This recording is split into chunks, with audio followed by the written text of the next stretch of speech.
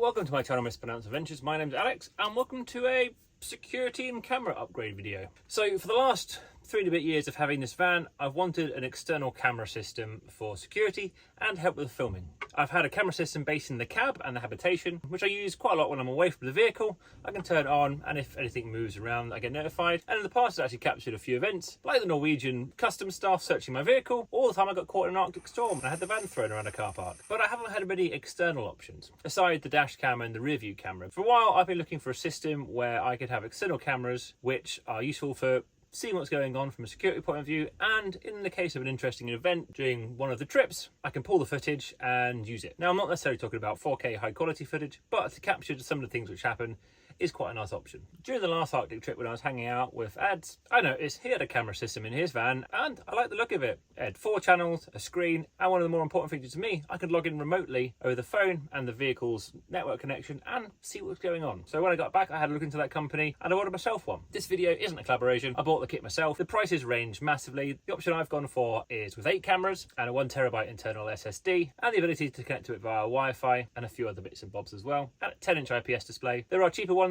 which have 4 cameras or other options as well. The convenient process I found is during the order process contacting the eBay seller. Whilst most of them list the number of cameras, when you actually go through with it, you can pick from around 10 different camera models, all for the same price, which do different things, but we'll get into that in a minute. So first I'm going to unbox, show what's come in my 8 camera package. We'll install it in the van and then we'll do some testing. Right, have a look what's in the box. Wrapping. 5-meter camera cable. 5-meter camera cable, 5-meter camera cable, 5-meter camera cable, 10-meter camera cable, I think some sort of alarm system, 10-meter camera cable, 20-meter camera cable, and another 20-meter camera cable. So 8 camera cables with a threaded type of fitting on the end. Although I think reading the manual for the external one, it does recommend also waterproofing the seal as well. 1 camera, 2 cameras, 3 cameras, 4 cameras, 5 cameras, 6, 7, 8. So 5 of the cameras I went for, say, this on it, and this is a Starlight camera, which I think is correctly uses a Starlight sensor or whatever the name of it is. Looks like a conventional reverse camera. This is 170 degrees wide and doesn't have IR, but it's extremely low light, which is the main reason I wanted it. I didn't want all of my cameras to have the bright red lights on them from having an IR. So these are my planned external cameras and they're going to mount on my roof rack and be 170 degree vision. It should be able to, one should cover each side of the van. And they've also got quite short tails as well. So if one was ever to break, which are about £35 to replace it, opposed to having to rerun all the cabling, you just have to undo the cable connection and then run the new one. This is also metal as well and not plastic. So I went for 5 of those because I want front, rear, left and right. I also want one of them on the roof rack looking out over the roof rack. Main reason for that is I noticed when I was meeting with Ads in the winter that they're really quite sensitive in low light and it's quite easy to see the northern lights with them. Whilst actually being in the van with all the window covers on and the blinds down, I did miss quite a few northern lights because I wasn't able to see and it's not necessarily so easy to stick your head out the window. This one I've got going in the cab. And this one's also got a microphone as well. The other ones are just video. This one's got a microphone. So in the cab, it would pick up any audio, which is kind of what I want. And then 2 of another model, which were an external camera, but has IR on it as well. These actually turned out to be a bit bigger than I thought they were. I did want to have one of those external on the roof rack, maybe particularly pointing down at the door with IR so I could see what was going on at night in a different type. Although I do potentially like the security idea that if this one is pointing towards the sliding door of the van, that the red light might be a deterrent. People might see that there's also a camera running. And the last camera is the second one of those. Next box. So next box is the monitor. I went for the 10-inch IPS display. So hopefully it should be reasonably efficient. HDMI and VGA and a power supply and some other connections as well. Not entirely sure what the USB does in this one. That also comes with a bracket and cables so you can mount it where you want. I'm going to mount it underneath my cabinetry here, so when I'm in bed or not in bed I can drop the screen down to see what's going on. The bottom of that box is also a bunch of bottom of that box is some more cables. One of these is the power supply, video out. I don't quite know what torque is, and one is a DC power, which might be the DC power supply. Quite a cheap sort of stand for this screen, or wall mount it. VGA cable, although it does seem you can also use HDMI as well if you want, and a little IR controller. Oh, little box. A little Bluetooth mouse. I think for setting up the device you can plug in a mouse and keyboard so you can pan through the control settings. And the heart of the unit is the DVR, or the mobile DVR, which has got GPS built-in G sensor, so it seems it will save or auto record if you have an accident, alarm features, and a few other bits as well. Manual, 2-year warranty. And there's the DVR. So lots of different options. 4 slots for cameras. No, this one has 6 pins in each slot, and then there's a little adapter which goes from 2 cameras into 1 slot. VGA, HDMI, I guess that's the power option. Wi-Fi antenna, GPS dongle. This one isn't the model which has a built-in 4G or 3G antenna. Alarm systems, which seem can be used for a number of occasions, such as indicating or reverse light will show a different particular camera on the display if you wanted to, and the RJ45 port, which I need to figure out what the RJ45 port does. I think if I plug this into my network, because I've got a switch in the van, I might be able to view the media which is saved on the 1 terabyte internal hard drive, hopefully, just by accessing it as a network drive, but we'll be finding out when we install it. And the front, a few different lights telling you what's on, another USB port, and a door lock, which I presume stops people from removing the internal storage. And another box with GPS antenna, Wi-Fi antenna, different controller. So I don't know what the difference between this controller is for the DVR and the controller for the screen is. The main power lead, DC negative, DC positive fused, and an ACC. So if you wanted it to be on all the time, power continually on that, and you could join them together. If you wanted to only be recording when the ignition was running or you turned it on, you would have a voltage go down that one. NVIDIA only works when this wire is electrified. Plug which goes in the alarm slot or for the different alarms, and all those cables which I mentioned, which go from 2 cameras down into 1 port. Also a set of keys, 2 SD card slots, and a SIM card slot if you had the 4G one.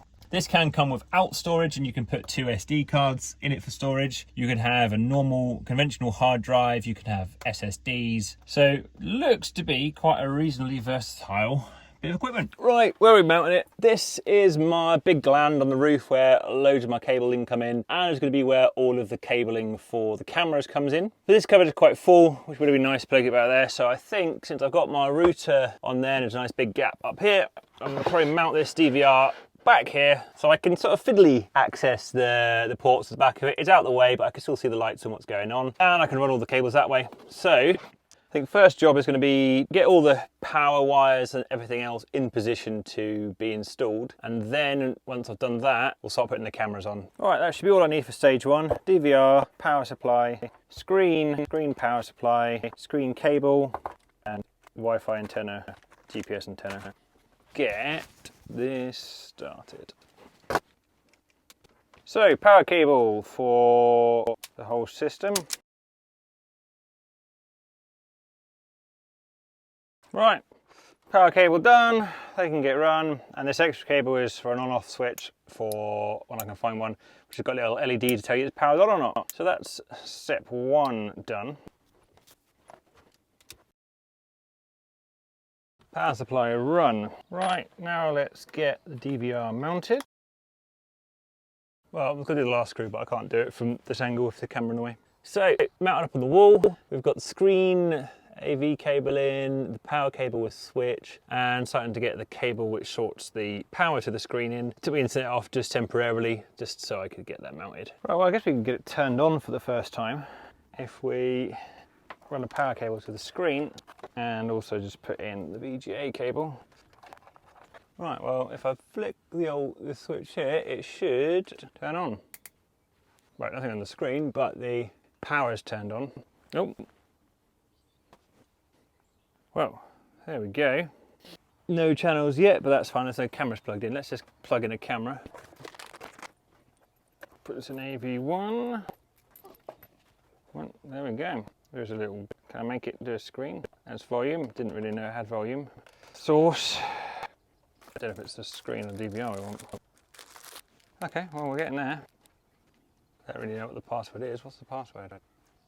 To be fair, I just want to have a look at the screen. So if I go channel 1, there we go. Channel 1, 2, 3, 4, 5, 6, 7, 8, 9. There's no 9. Back. Oh yeah, the quality looks way better when you take the plastic cover off. Leave that on for now. Right, so using the controller I discovered, you do need to point it at the receiver. So I might mount this controller on the wall so I have easy access to it. Okay, well, enough play, and let's start getting cameras mounted. System will shut down. There we go. So many people won't know how my roof rack works. My roof rack uses this, which is 33.7mm aluminium tube. These camera mounts aren't going to fit nicely on there. So using Tinkercad. This is probably the first part I've actually made when it gets to 3D printing. So this is my mount, measured off the 33mm diameter tubing and measured off the mounting holes on the light, made that in Tinkercad. Very easily online based sort of CAD software. Brought it into Bambu Lab Studio, and that brings me to the collaboration part of the video. I'm working with Bambu Labs. This is the Bambu Labs A1, and that's what's currently running the white PLA, pretty fast print, just kind of prototype that mount. And then for the final print, I'll be using the Bambu Labs X1 carbon. That's got an enclosure. I'm going to put that in ASA. ASA is stronger and it's got UV resistance. PLA doesn't, but it's easy and quicker to print. But I need UV resistance for an external part, so I'll be printing that there. And we've got a lot more printing to come on this video, so if you want to find out more about the A1 printer or the X1 Carbon, check out the link in the description below. But having used printers before, and these are new to me, so far these are pretty amazing printers.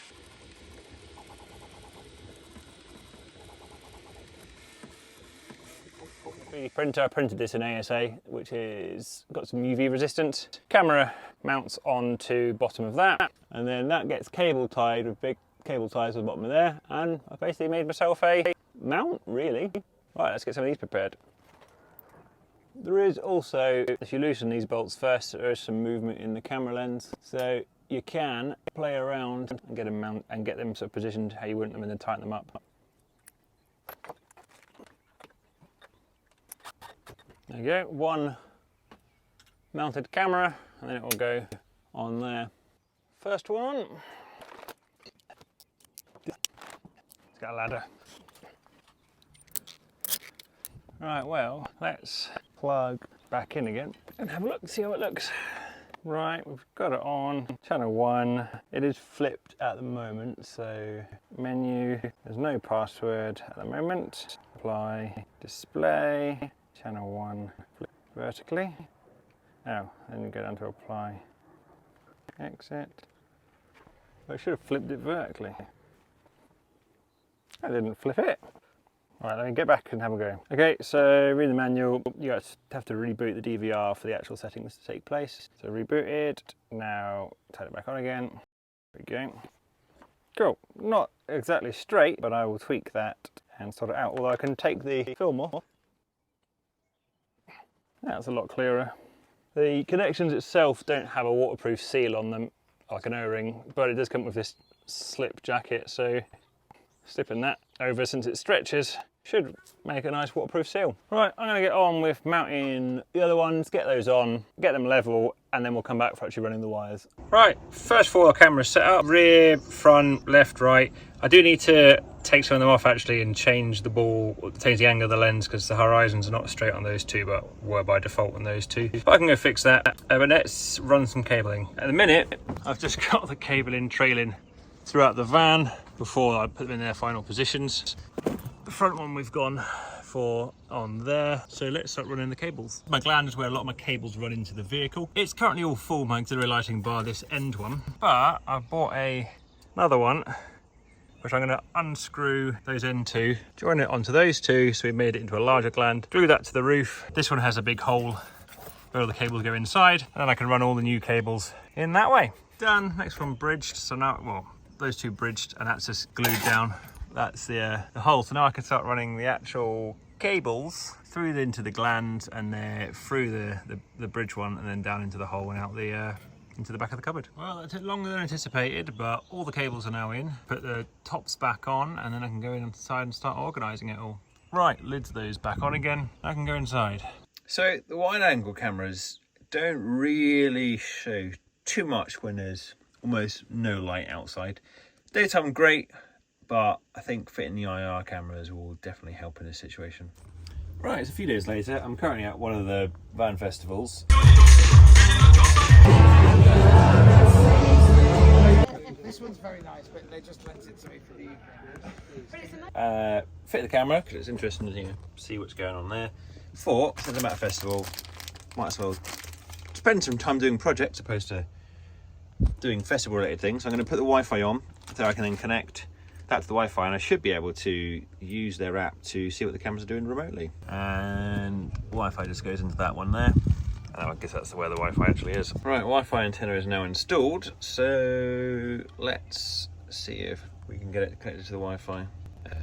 Wi-Fi, search for hotspots. There we go. Right,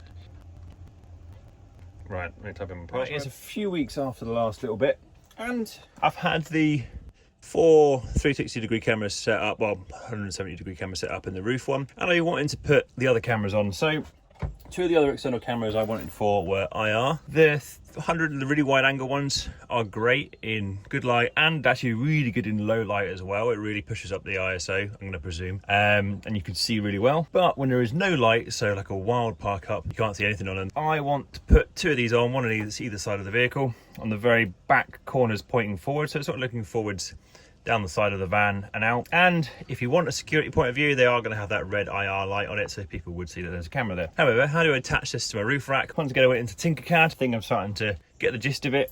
So unscrewed the case for these, and that gives you the base plate with also the mounting holes on it as well. And since Tinkercad is quite basic, I put this in a scanner, scanned the bottom of it, pulled this in, then put the scanned image into Illustrator. In Illustrator, I traced the outline, both the outside and the holes, which effectively vectorized the shape, exported that as an SVG file, and imported it into Tinkercad, and then eventually made this sort of hybrid mount, which quite easily, perfectly meets up with the holes. And then that fits between 2 of my bars, and we'll get cable tied on much like the other mounts. Right, so that is how it's going to attach to the old van. Just to go in here, it's not maybe the best design because you've got to bend the bar to get it in, and it will get clamped in position, but more or less that's what I wanted to go for. I mean, I thought it was going to look a little bit obvious, but it doesn't actually look too bad since I've already got the large mounts mounted already. Reasonably inconspicuous. Right, another one of these cables opened up. Right, channel 7. Right, adjustment done. A slither of the van so I can see the spotlight, the driver's mirror and the door. Nice view to almost horizon and almost 90-degree out. There is a little bit of the frame on this, because I've turned it so far that it's actually gone slightly inside the casing. So I think what I'm going to do is I'm going to print myself probably a 15mm wedge, just so this is no longer mounted flat for the final version, and then that should then be more centered. But I don't want, when driving, water and rubbish and schmoo getting caught in this lip here. Right, back on the printer. My angled wedge is currently printing off. Another 35 minutes to go, then we can get that prototype tested and go from there. Right, that was my temporary wedge, but we're going to redesign that. So I'm going to print a new one of these mounts, which is sort of has it recessed at probably a 30-degree plus angle, so it looks quite out, but means the camera will actually look straight on. Right, after multiple iterations of the wedge, this is pretty much the final version I've come up with, which is sort of a combination of the wedge, but also recesses it. So let's get it printed on the van. Well, old mount with the blocks. This is the Mark II mount, where this is recessed a little bit and just angled out quite steeply, but that should mean the camera is going to be looking forwards and not at an angle anymore. Right, all cameras mounted, and this is what I've done for actually how I view it. So I just made a little wooden frame, printed off a plastic little cover which fits perfectly over my wooden frame, which covers all the wires which dangle down there, makes it look neater. And we've got my camera set up so I can see everything I want to see. I've got labels so I know which ones I'm looking at. It just magnets away. Right, time for some more 3D. So I, once again, back in Tinkercad, and I want to make a mount or holder for that IR remote which controls DVR. So I measured up the remote, made a block of it, made what I wanted my mold to look like, and then subtracted the red from the blue. Ended up with that, pulled it up into Bambu Studio, and it's currently once again running on the Bambu A1 printer.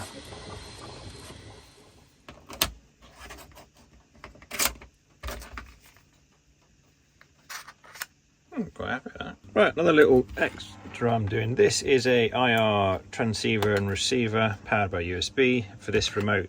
This remote has to be physically pointed at that IR there. So if you're here, you ain't getting any signal.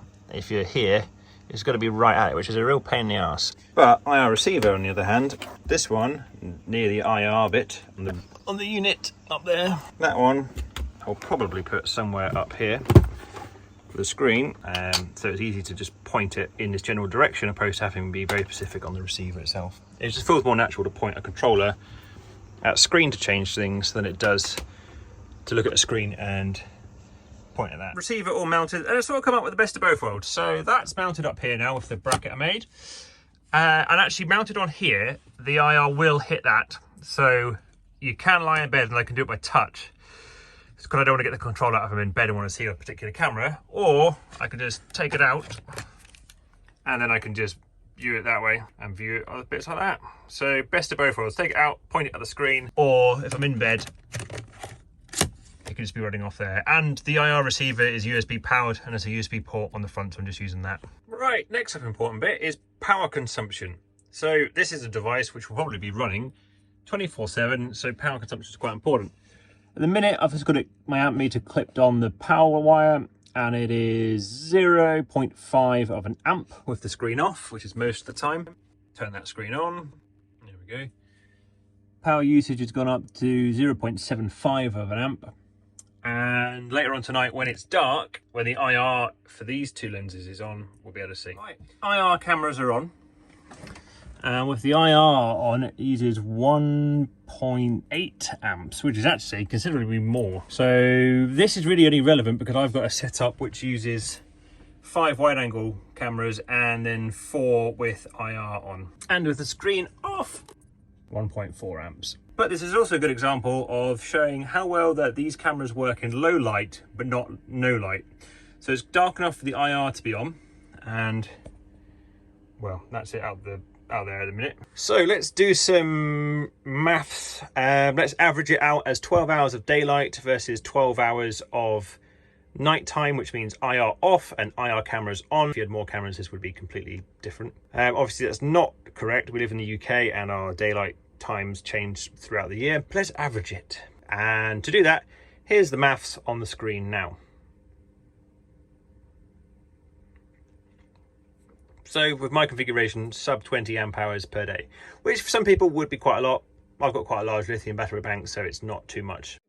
Well, it's now 6 months since I put the system in, and whilst the first part of the video looked at the hardware and installing it, I think the second half can be what I've thought about it and some of the software and interface side, including the app. Hardware-wise, it's brilliant. Does everything I want, means I can be in the van, either in daytime mode or in bed mode, drop it down, see what's going on outside, day or night. Exactly what I wanted. All the cameras are still working fine, the wide angle lenses, and surprisingly, I haven't really had to clean any of them. The front facing camera I had to clean once, as that is quite exposed and a bug got obliterated on it. And the 2 side mounted ones don't really catch the rain, and it is raining at the minute, but there is a bit of a side effect of spiders do like to build their webs on them. Now, spiders can be a problem. Giant spiders are outside the van at the moment. This spider is in the way of making his web. You can't fault his results. He's caught himself a fly. Generally, hardware-wise, screen and the camera's very happy with. Offline solution, great. The unit did actually come in useful. I did have a little bit of an incident with a motorhome where they took off my wing mirror and I wanted to pull the footage.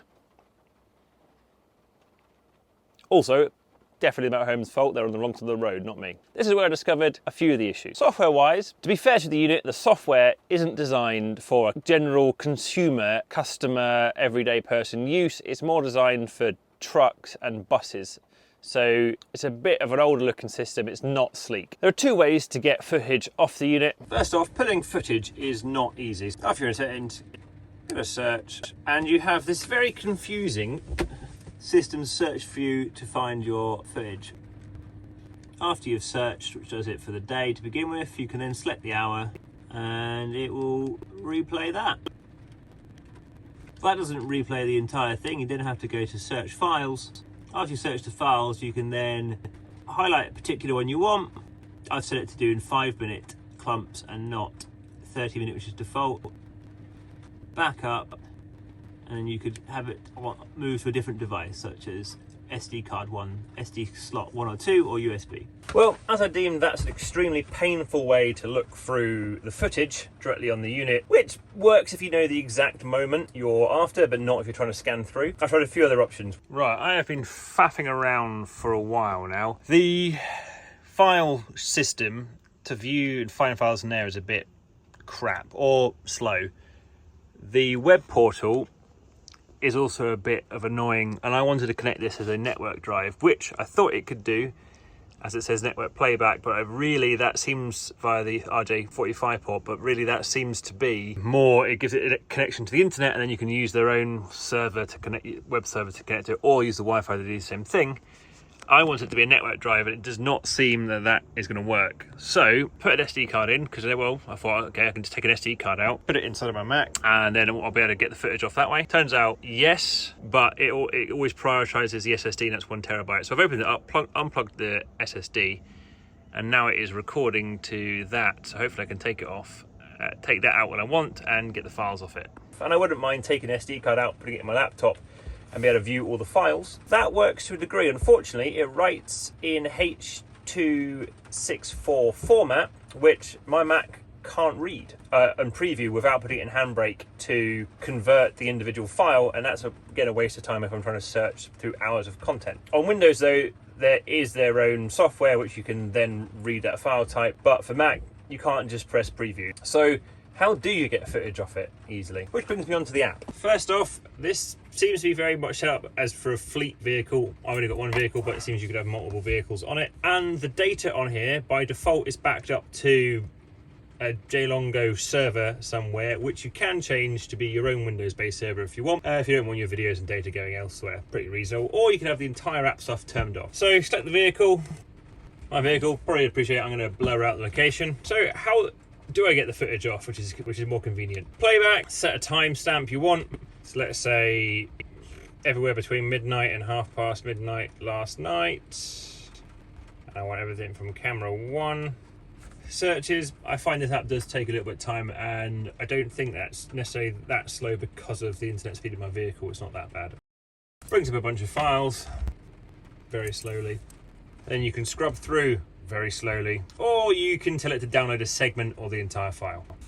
Usually I don't have to pull footage off, although when I've done that it's still not been the full high resolution image. I kind of had no idea how to get a full resolution video off this. The other thing you use, preview. That allows you to access your cameras remotely, which is more of an interesting feature if I was going to use it. And whilst it's meant to have audio, because I've got the microphone in, I haven't figured out really how that works. One of the other options is trace as well. So if you put the timestamp of when you wanted and on the load, you could follow the vehicle on the map and see where it's been and what speeds, which I guess is useful from a fleet monitoring point of view. Well, that's pretty much the use case I have for it. So rapid look through settings. You've got search, which is how you view all the files, which you've just mentioned. Record, which is features, how it records, what cameras are at the frame rate, quality. Although I have found, whilst it's recording in 1080p, I don't seem to actually get that quality when I download the files. Basics, you can set up alarm, date and time, storage, maintenance mode, network, so connected to the Wi-Fi. I have this on the Wi-Fi in the van, but it could also be hardwired as well. And system information. This one I found a bit of an issue for upgrade. These cameras work in NTSC, which is different from PAL, which is another type of format the cameras can use. So if you buy the cameras, you've got to make sure they work on the right one. You can set it to being either or format, but you can't have a mix and match of cameras, I found. Info is regarding the machine. Vehicles regarding the vehicle, speed, temperature, and using some of the sensors they've got built in. Individual setup of each camera, which we looked at earlier on. Password protection and exit. And then via the controllers, you can span through different modes. So, final thoughts. Hardware-wise, and being in the vehicle and using it to see what's going on outside at night or if I'm parked up, love it. Brilliant. That's exactly what I want. Software-wise, not so good. Whilst I don't interact with the software daily, pulling footage does work, but it is quite painful to do. It's not slick or easy, nor is there any way where you can get notified if anything interesting has happened. There is some settings on it to have motion tracking on camera setup. I just don't quite know how they work. So overall, I'm happy, a little bit disappointed with the software. If you are interested in that system or that brand stuff, I'll put an affiliate eBay link in the description below. Have a look on there, and you can see all the different varieties of options available. If you've liked this sort of technical review, check out some of the other technical reviews on the channel, from AutoTim diesel heaters and many other things. If you like the Bambu Labs A1 and X1 carbon 3D printers I've been using, find links for them in the description below as well. And if you've just got any thoughts or other alternative systems which you use, which does a similar thing but might have far better software, please do comment and tell me, because I would like to know, or just general comments. And subscribe to the channel if you're not already, to check out some of my other stuff, from this sort of stuff to Arctic Adventures. But thank you very much for joining me, and I'll see you next time. Cheers, bye.